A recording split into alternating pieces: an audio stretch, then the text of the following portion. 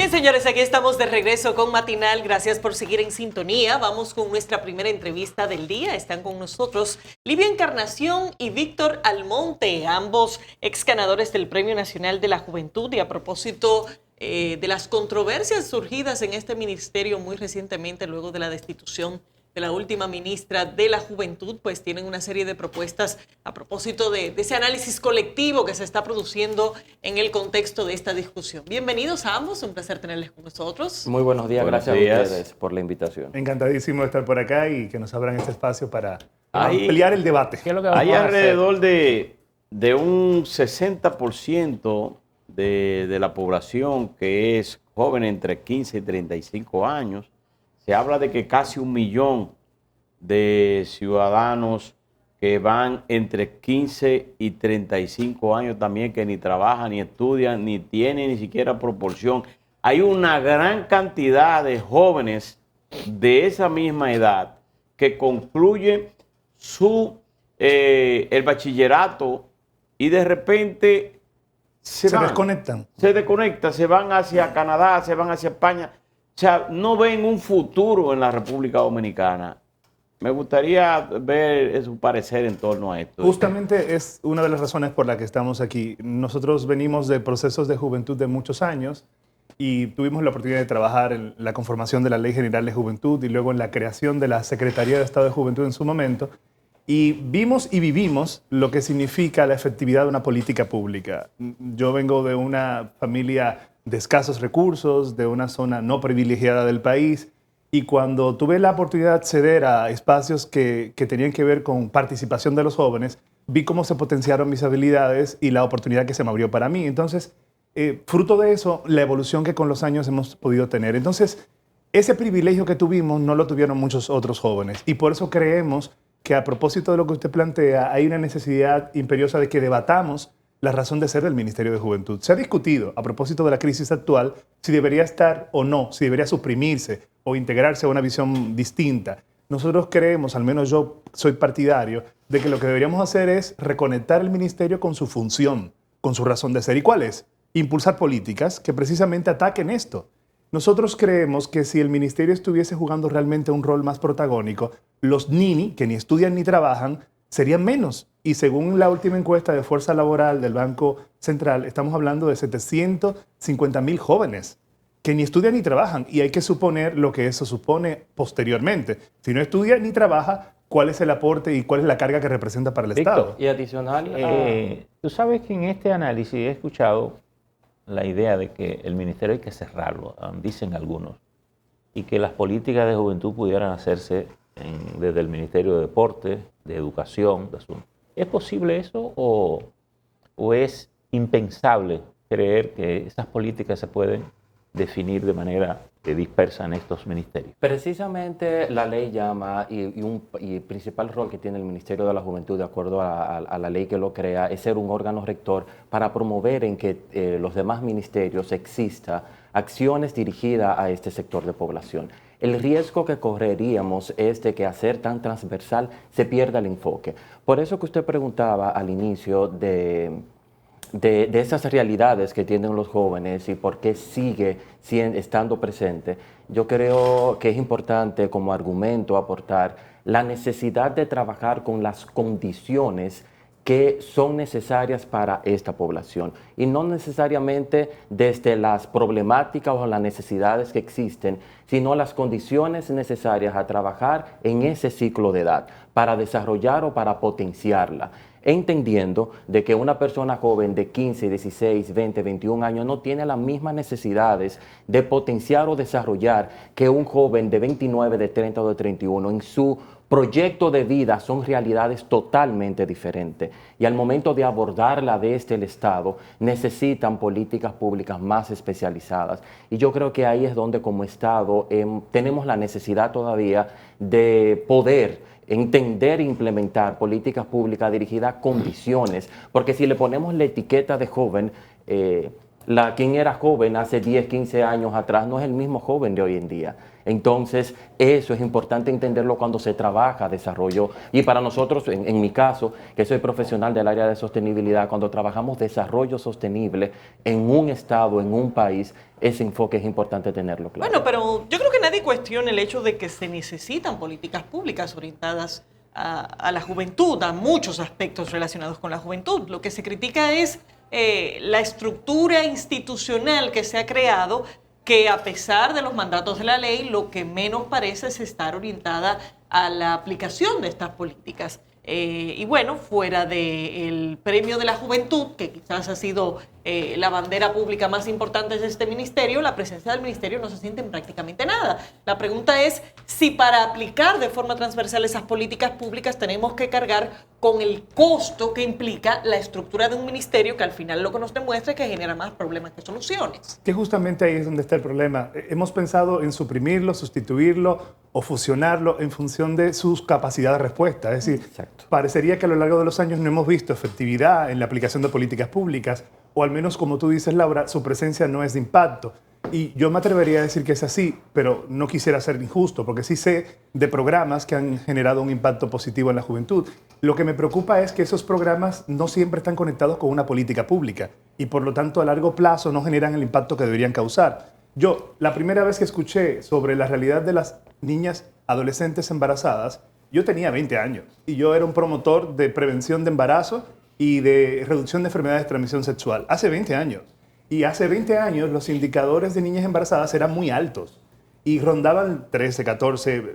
Hoy estamos entre 19 y 20. Parecería que ha aumentado. ¿Eso qué quiere decir? Que pese al esfuerzo que han hecho las instituciones públicas a lo largo de los años, no hemos logrado revertir un indicador que lacera sensiblemente la sociedad dominicana. Porque no es que el 20% de las niñas estén embarazadas y ya, es que eso tiene un impacto importante.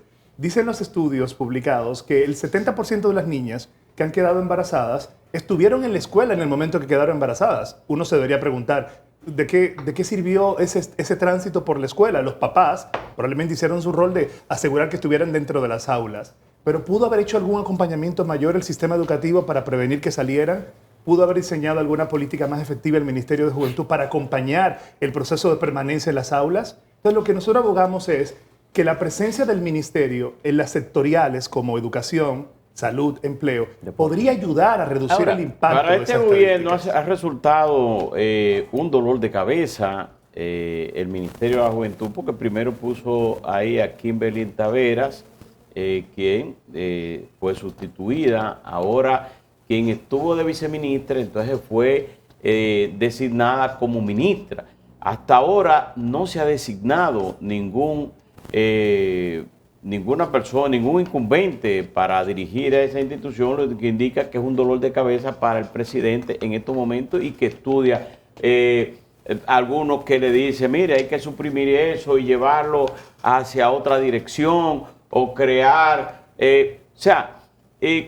ustedes opinan que esto debe suprimirse, que esto debe reestructurar esa ley, porque también hay que reconocer que esa institución, quizá no con la misma eficiencia con que se hace en otros ministerios, donde se le entregaban becas para estudiantes de escasos recursos, que son jóvenes, se le entregaban laptops, se le entregaban cosas tecnológicas. Si esto debe continuarse o qué debe hacer el gobierno. ¿Cuánto nos cuesta el Ministerio de la Juventud? Yo confío que más que un dolor de cabeza el presidente esté tomando una decisión sensata para mantener la estructura de un ministerio responsable de una de las poblaciones que trabaja en innovación en el país.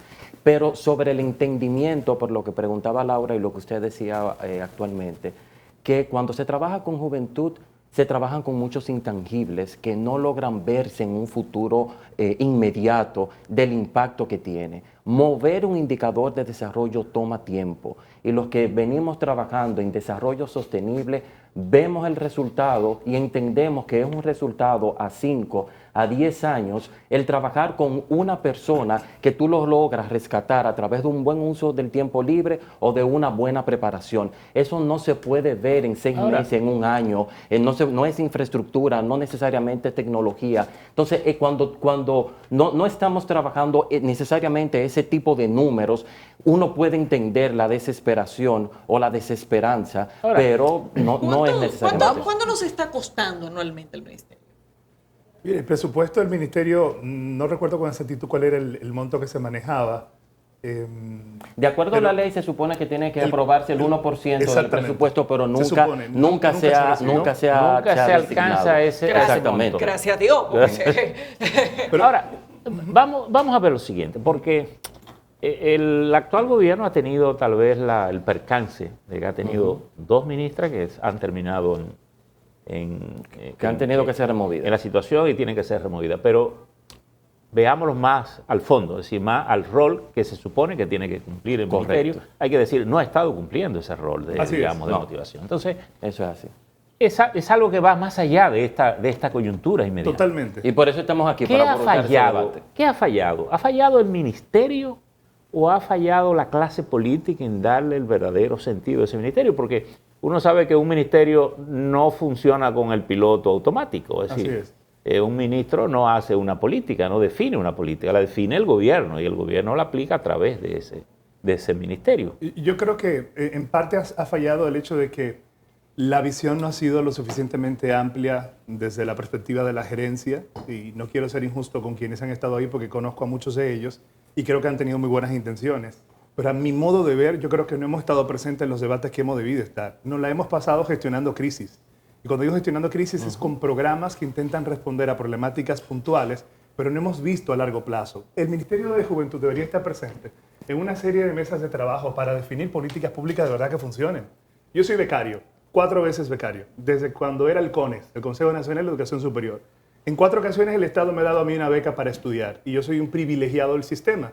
Me ayudó mi índice académico, me ayudó mi tenacidad buscando la oportunidad, pero el Estado me ha becado 4 veces, así que yo tengo mucho que devolver a la sociedad. Y intento hacerlo de muchas maneras, pero en ningún momento esos programas de becas de diferentes instituciones que me beneficiaron me han tocado la puerta ni me han dicho, Livio, mira, debes devolver al país a través de este tipo de aporte o colaboración.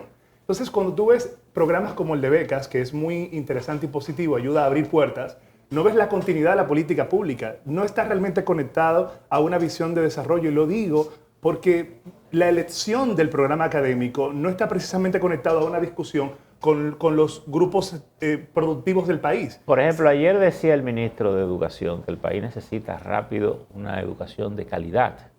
¿Pero qué es una educación de calidad? Y tú dices, bueno, tal vez una de las cosas más sostenibles que podemos hacer es preparar el capital humano para el país. Pero debe estar conectado a algo. Claro, y no lo está. Entonces, esa discusión, si no se propicia desde el Ministerio de Educación Superior, por alguna razón, deberíamos propiciarla desde el Ministerio de Juventud y decir, bueno, estamos en la 4ª revolución industrial.